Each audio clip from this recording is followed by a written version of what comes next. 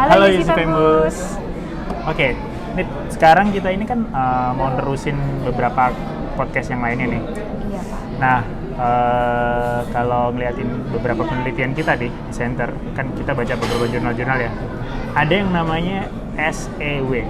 Yes, SEW. Yes, itu Socio Emotional Wealth. Correct Pak, itu adalah Socio Emotional Wealth. Oke, dan itu kita pakai di dalam family business teori kita ya. Benar. Nah, boleh nggak dijelasin dulu nih SEW itu apa sih?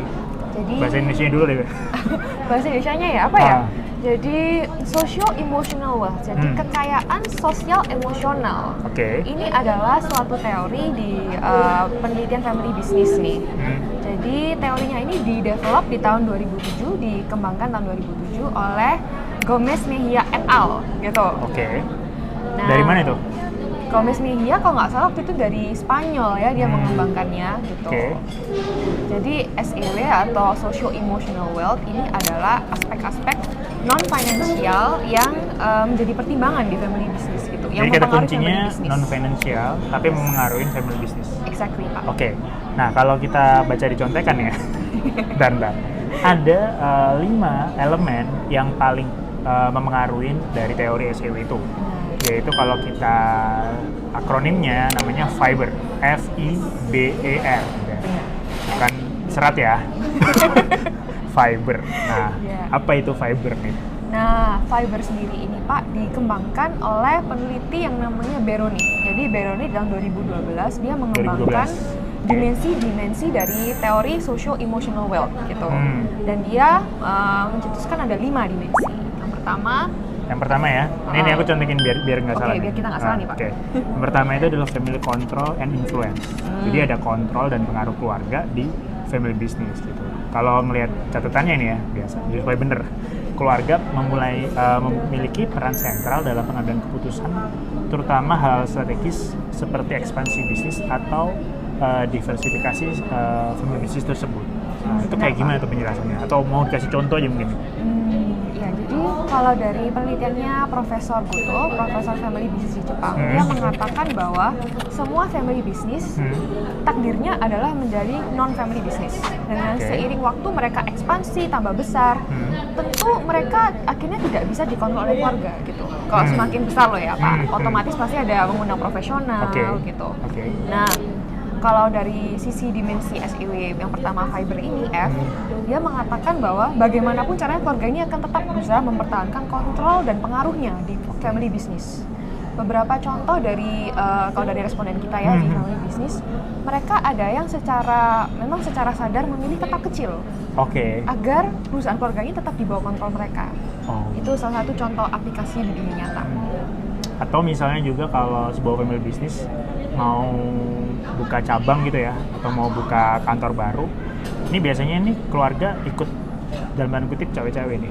Oh iya, pasti dong. Padahal udah ada profesionalnya misalnya kayak gitu. Ya, satu bentuk lagi adalah suksesi Pak. Suksesi. Jadi andai kata nih, misalnya anaknya ini oke lah dia punya kemampuan dan kompeten, tapi di sisi lain mereka juga punya kesempatan untuk menyewa profesional yang mungkin lebih kompeten dari anaknya. Tapi mereka tetap memilih udahlah anak aja yang nerusin. Wah, itu banyak banget sih. Ya, itu adalah itu bentuk family control influence gitu. Jadi masukin keluarga karena pengen si anaknya terus gitu ya. Benar, jadi keluarganya pengen terus. Oke. Banyak sih kayak gitu. Yang kedua nih, I. Di sini identification with the firm atau identitas keluarga dalam perusahaan. Wah, ini kita langsung contoh aja deh, coba gimana tuh contohnya? Wah, contoh yang pertama mungkin dari salah satu fasilitator kita ya, Pak. Dia fasilitator kita ini saat usaha keluarganya mulai menurun, dia tetap sangat mempertahankan usaha keluarganya. Padahal orangnya kompeten, dia punya kesempatan untuk bekerja di tempat lain. Sampai ayahnya pun bilang, udah kamu cari kerja di tempat lain aja, ini kayaknya bisnis kita nggak bisa terus ini. Gitu. Karena waktu itu pandemik ya? Benar, dan usahanya travel ya, Pak. Tapi si kolega kita ini dia tetap memutuskan untuk bekerja di usaha keluarganya karena dia merasa identitas dirinya adalah usaha keluarganya. Gitu. Jadi dia akan tetap berusaha mempertahankan usaha keluarganya. Gitu. Kalau bisa dibilang nih, berarti si anak itu ya atau si orang itu udah kayak punya DNA famous banget ya, famousnya banget gitu. Pasti Pak. Gitu. Jadi perusahaan keluarga jadi identitas ke personalnya juga ya, Man? Ya, sangat mempengaruhi identitas personal yang akhirnya mempengaruhi identitas keluarga itu secara keseluruhan. Oh, nice. Kayak misalnya, oh ini Anita nih, si Fembus ini. Gitu. Ya, Pak Rio nih si Fembus ini, gitu contohnya. Oke. Itu yang kedua. Sekarang kita masuk yang ketiga. Jadi habis F, I, berarti sekarang B. Yaitu binding social ties atau ikatan sosial yang kuat di dalam perusahaan keluarga itu. Iya. Jadi kalau misalnya perusahaan keluarga itu harus ngakuin apa sih, Mit? Apakah harus ngelakuin kegiatan sosial atau apa ini? Oh bukan berarti Ayo, perusahaan keluarganya melakukan. Iya, gimana tuh? Bukan. Coba Binding jelas. social ties itu lebih ke arah keterikatan hubungan dengan para stakeholders seperti karyawan, supplier, customer, bahkan juga ya anggota keluarga sendiri karena di family business stakeholdernya juga mencakupi anggota keluarganya gitu. Jadi, berarti internal, eksternal juga? bener Pak, internal dan eksternal gitu. Oke. Berarti kekuatan apa ini? Kekuatan koneksi dan relasi ya kalau Oke. kita bilang. Jadi FB ini punya kecenderungan untuk lebih mempertahankan relasi gitu. FB itu family business ya? Yes. Oke. Berikutnya nih yang keempat. E ya berarti benar ya? Yes. FIBE. Nah, emotional attachment atau ikatan emosional. Ini kalau ngeliatin contekannya ya.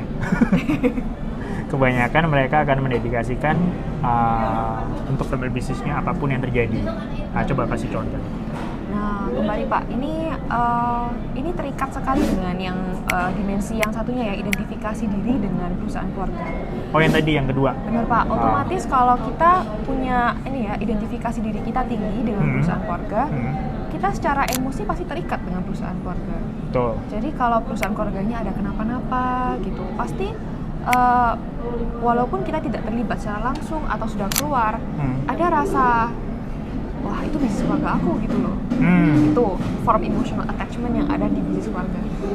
Jadi misalnya nih contoh ya, bisa nggak masuk kayak gini? Contoh nih, kita nih sebagai generasi penerus ya, sampai nggak ngitungin jam berapa kerja gitu, lembur nggak apa-apa deh, yang penting kita apapun demi family business goal. Bener nggak? Bisa Bahkan masuk kayak digaji pun tidak ya biasanya Pak. Iya sih, tapi kan fasilitasnya banyak. Benar, Jadi beda. nggak bisa disetarakan ya. Jadi nggak hitungan. Nah, kayak itu Pak contohnya. Oke. Kita kalau kerja di korporat misalnya, rela nggak kerja tanpa digaji? Enggak sih. Nah, kalau di FB mungkin kita bisa lebih kayak oke lah, itu kan perusahaan keluarga sendiri gitu. Benar, Karena aku benar, juga benar. makan dari sini, ya udahlah gitu. Jadi memang benar-benar dedikasi kan. Oke. Terus yang kelima nih sekarang. Yang kelima FIBER, fiber kan. Renewal of family bonds atau pembaruan ikatan keluarga. Benar. Atau ada kata lainnya kalau nggak salah ya. Lebih Garis miring apa panjangnya, gitu. ini panjang sekali Pak. Renewal of family bonds through dynastic succession. Nah itu. Pembaruan ikatan keluarga dengan perusahaan keluarga pada saat suksesi. Tadi ada kata-kata dinastinya itu menarik. Apa Iya. maksudnya itu? Menurunkan sebuah usaha keluarga itu seperti menurunkan dinasti gitu ya Pak. Memperlangsungkan kekuasaan keluarga ini di perusahaan keluarga itu. Dan memastikan perusahaan keluarga ini survive terus kan, jangka Benar. panjang sampai generasi berikutnya. Oke. Gimana contohnya? Contohnya ya Pak, ya otomatis pasti ada rencana untuk melanjutkan usaha keluarga ini gitu ya, suksesi gitu, untuk meneruskan pada generasi berikutnya. Nah pada saat suksesi ini terjadi, otomatis dinamika keluarganya berubah. Dulu ayahnya atau ibunya yang menjadi founder atau pimpinan tertinggi, sekarang anaknya. Nah dinamika keluarganya ganti, hubungan keluarganya dengan perusahaan keluarganya pun ganti gitu. Dan seringkali ya kayaknya perusahaan keluarga itu akan ada momen tertentu ya di satu waktu gitu kumpul bareng nentuin tuh siapa nih the next gen-nya gitu. Oh iya pasti. Itu masuk yang R. Masuk yang R bener Pak. Oke. Kalau kita bisa simpulin ya, berarti apakah semua perusahaan keluarga itu akan dapat fiber itu atau pilih salah satu jalan salah satu atau 5-5 paralel atau gimana tuh biasanya atau ada yang dominan? Ini interestingly Pak, SEW sendiri tuh ada yang disebut high SEW dan low SEW. Wah itu apa itu? Jadi ada beberapa keluarga yang SEW-nya begitu tinggi gitu. Jadi identifikasi dirinya begitu kuat, keterikatan emosinya begitu tinggi. Ada yang low SEW Pak. Contohnya ya itu usaha keluarga tapi itu bukan aku, itu indikasi low SEW. Itu nggak yang keluarganya konflik. Keluarganya konflik. Itu berarti low SEW SEW. gitu. Bisa jadi kadang di satu dimensi dia kuat, di satu sisi tidak gitu. Berarti kalau misalnya SEW-nya high, apakah bisa menjamin ini suksesi berjalan dengan baik? Kembali Atau lagi. mendukung? Bisa mendukung, tapi kembali lagi high dan low SEW ini tergantung konteks, Pak. Oke.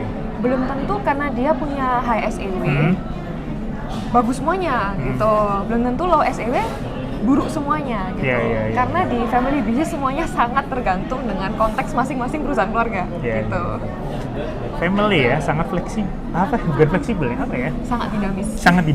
Sangat dinamis. Oke. Langsung kita kesimpulannya ya. Kalau menurut catatan ini, nanti kamu boleh tambahin ya. SEW ini atau Social Emotional Wealth itu adalah landasan yang bisa support perusahaan keluarga untuk mempertahankan harmoni, identitas, dan keberlanjutan bisnisnya. Jadi kalau misalnya tadi high dan low-nya memang ada takarannya ya, kita bisa gunakan tentu sesuai dengan sikonnya seperti apa. Tapi seenggaknya kalau ada fiber, itu bisa jalan indikator untuk suksesi itu bisa berlanjut atau bisa dilakukan gitu dari generasi senior ke generasi junior. Boleh tambahin? Untuk penutup ya, merangkum mungkin chapter mengenai SEW ini, satu hal yang penting harus diingat tentang family business adalah family business ini tujuan utamanya sebenarnya bukan cari profit segede-gedenya.